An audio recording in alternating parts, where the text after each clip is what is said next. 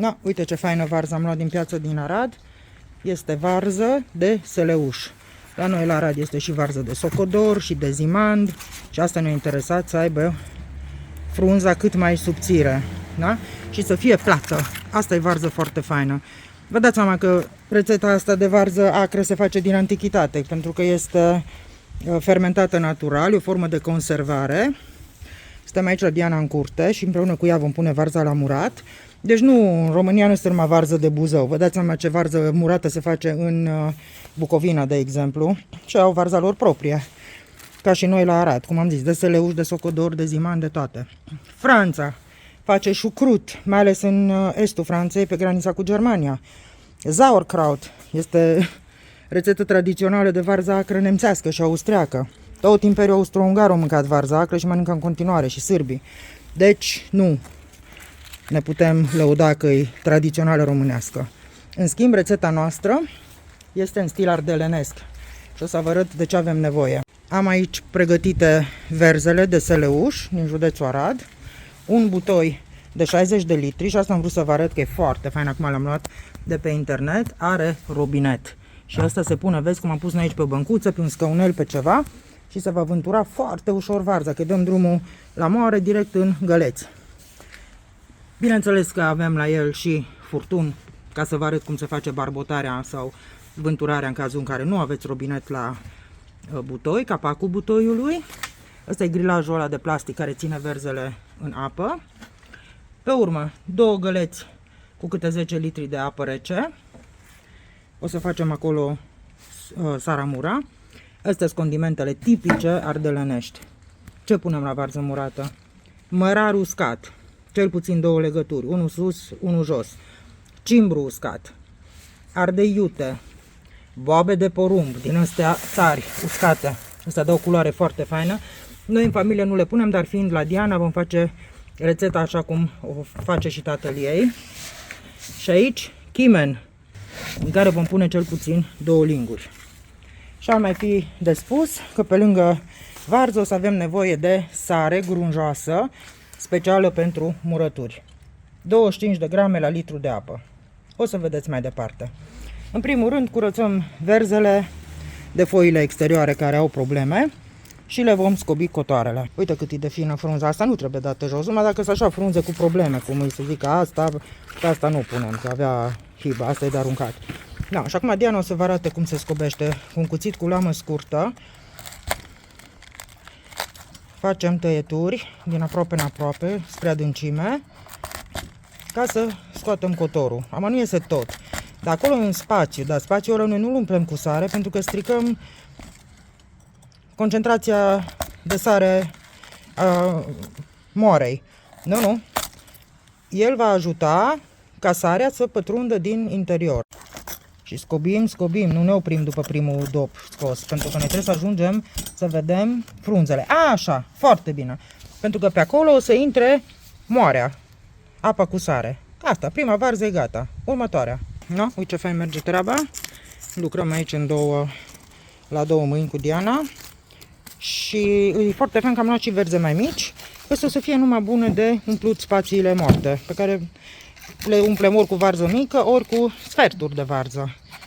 Da, avem o ladă acolo, ne așteaptă și astea deja sunt făcute din plasă. Din verzele mici, vreo 4-5 le tăiem în sferturi. Ne facem și varza la Cluj mult, așa că nu îmi pare rău. Și sferturile astea o să umple foarte bine locurile, spațiile moarte din butoi. Și le avem de la început la îndemână. Și imediat începem să umplem butoiul. Găleată de saramură, 10 litri de apă cu 250 de grame de sare grunjoasă și amestecăm apă rece. La fel și în a doua, hai să cântărim și a doua tură de sare, pentru că noi punem 25 de grame la litru. Și avem 10 litri, ele zgălesc de 12, de le-am umplut până la marcaj. Așa, încă 250 de grame de sare pentru a doua găleată. Deci ziceam că ele au marcaj și le-am pus până la 10 litri apă în fiecare, ele fiind de 12 gălețile. Și amestecăm să se dizolve. Sarea se dizolvă în apă, nu se tupește. Și dincolo. Puiul nostru de 60 de litri cu robinet, momentan e gol. Pe fundul lui punem așa mărar întâi, jumătate din cantitate. Vezi că e și cimbru acolo. 2 legături de mărar uscat, una de cimbru. Lasă-le că se desfac ele. Așa, mai pune mărar că avem. Așa, și 2 ardei iuți. Dă-le drumul acolo. Asta e baza. La fel o să fie și deasupra. Chimenul numai sus îl punem. Și acum începem cu verzele. Direct. Le aranjăm cum putem, cât de multe. După primul strat de varză, presărăm o mână de porumb. Pune și culcată și se încapă bine în picioare. Ia una mai mică, mai mare. Acum deja putem băga și sferturi acolo și așa mai departe. Așa, bagă și sferturi în capă și acolo în dreapta văd eu că e loc. Perfect. No, nu pe toate, că mai trebuie și mai sus să umplem găuri. Acolo, no, dă acum cu porumb. Avem aici bobele de la 3 ștuleți de porumb. Aruncăm așa. Asta dă culoare faină. Mai departe cu verze până umplem tot. După fiecare strat de varză punem porumb. Și iar dăm cu porumb. 2-3 mâini bune. Să meargă acolo. Și continuăm cu clăditul. Am îndesat exemplar. Tot e plin. Cam 18 verzi au intrat. În anii trecuți făceam un butoi de 30 de litri și acolo intrau cam 9. Și aici au intrat și mai bine. Acum punem tot restul de porumb. În total sunt 3 zbobele de la 3 știleți. Și acum Diana o să pună deasupra ardei iuți. Așa. 3. Deci 2 am pus la fund, 3 deasupra. Tot restul de bețe uscate ce avem aici. Cimbru și mărar uscat. Așa, foarte bine. Și punem totul ce e sfărâmat acolo pe tavă, că e aromă pură. Bine de tot. Tot punem de acolo. Deasupra. Așa. Acum am bunul stil ardelenesc. 3 linguri cu vârf de chimen. Așa. Alea toate vor merge spre fundul butoiului în momentul în care turnăm saramura. Ne-am făcut 2 găleți de câte 10 litri, deci 20 de litri. Prima tură de saramură, prima găleată. Bobele de porumb se aud cum se împrăștie în butoi. Deci acum avem 10 litri cu 250 de sare grunjoasă. Și să vedem cât ne mai intră din a doua găleată. Perfect. Și a doua găleată de saramură. Dacă mai trebuie, mai preparăm. Știm proporția. Ori intra 20, mai facem o găleată. Am mai pus încă 10 litri, deci 30 și jumate din a 4-a găleată. Deci 35 până sus, Diana. Sus, buză, ochi să fie. Așa. Vezi? Asta e rețeta Savori Urbane. Pe site avem butoi de 30 de litri și în cap 18 de saramură. Aici la 60 de litri 35. Verificat. Și acum îi punem presa aia. Grilajul ăla poate fi tăiat pentru dimensiunea butoiului, ceea ce am făcut și noi. Am tăiat o parte din el, exteriorul, ca să încapă bine. No, acum e fixată. Închidem butoiul. Nu trebuie strâns foarte tare.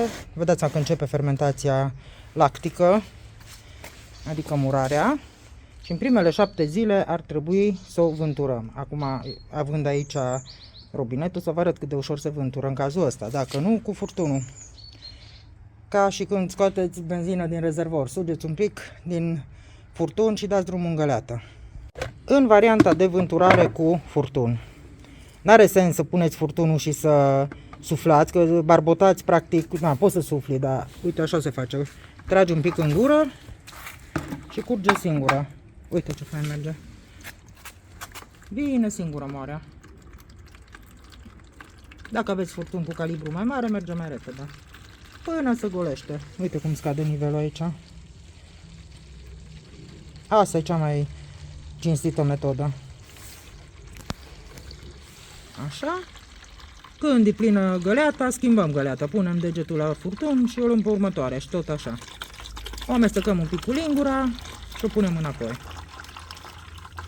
O zi vânturăm, dar ca să curgă prin robinet trebuie să-i dăm sus oxigen, da? Să deșurubăm un pic, să nu stea fix, că se face vid. Și acum dai drumul de la robinet. Pregătim 2 găleți. Uite ce fain curge. Și uite așa, dăm drumul la moare. Ea oricum deja cum curge se oxigenează, o mai învârtim un pic și cu lingura și o turnăm înapoi. No, rapid merge. Umplem așa 2-3 găleți. Să avem pregătite, ce curge jos, punem sus. Acum noi vă arătăm aici de probă cum ar fi. Moarea scursă în găleată. O punem înapoi. Dar bineînțeles, de fiecare dată dăm drumul la toată moarea din butoi, așa că ne trebuie 3 găleți bune. Și acum închidem butoiul cu capacul din dotare. 7 zile vânturăm moarea ori prin robinet, ori cu furtunul, cum v-am arătat, sugeți și dați drumul în găleată. Vă pregătiți găleți goale, cel puțin 3. Trebuie scoasă toată moarea, nu așa că scoți o găleată și o pui înapoi.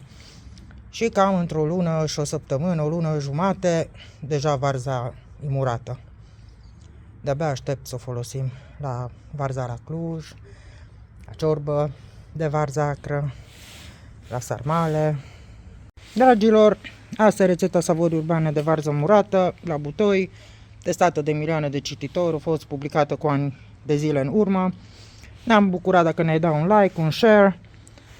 Recomandă Savori Urbane prietenilor tăi și familie extinse și să ne revedem cu bine la următoarea rețetă. Vă pup! Ciao!